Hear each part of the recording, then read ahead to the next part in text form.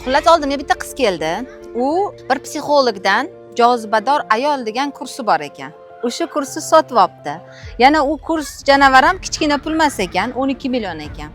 Opa dedi, men kurs sotib oldim, lekin bitta darsida o'tirdim, ikkinchisida o'zi qarasam webinardagi birorta va'da yo'q, hech narsa yo'q, quruq gaplar. Shuning uchun men pulimni qaytarib olmoqchiman dedi. Shunga yordam bera olaysizmi deb.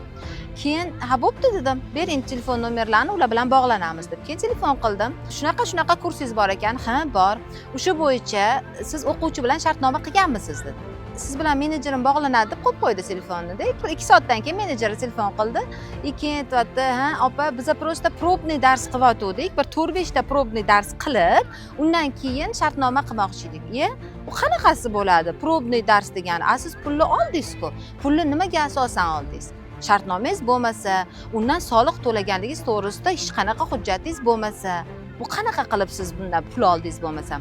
Pul qachon olinadi? Qachonki siz xizmat ko'rsatsangiz va xizmat ko'rsatganligingizni qaysidir hujjat bilan asoslasangiz va eng asosiysi o'sha xizmatni ko'rsatishga sizda huquq bormi?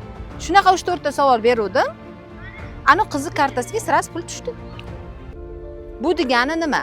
Siz istalgan qanaqa xizmat ko'rsatmoqchisiz? Kurs sotmoqchimisiz? Yoki boshqa qanaqadir maslahat bermoqchimisiz? Xullas, qanaqa xizmat ko'rsatishdan qat'iy nazar oldin uni o'sha huquqni, ya'ni xizmat ko'rsatish huquqingizni ro'yxatdan o'tkazib oling, soliq to'lovchi sifatida. U qay tartibda bo'lishi, siz yuridik shaxs tashkil qilasizmi, yuridik shaxs tashkil qilmasdan qilasizmi, farqi yo'q.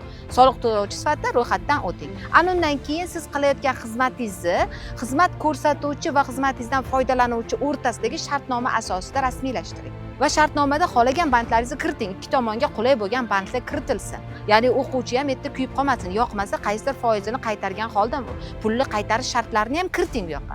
Ana undan keyin ishingizni boshlang. Shundagina sizga bitta telefon bo'lib, pulni qaytarishga majbur bo'lmaysiz.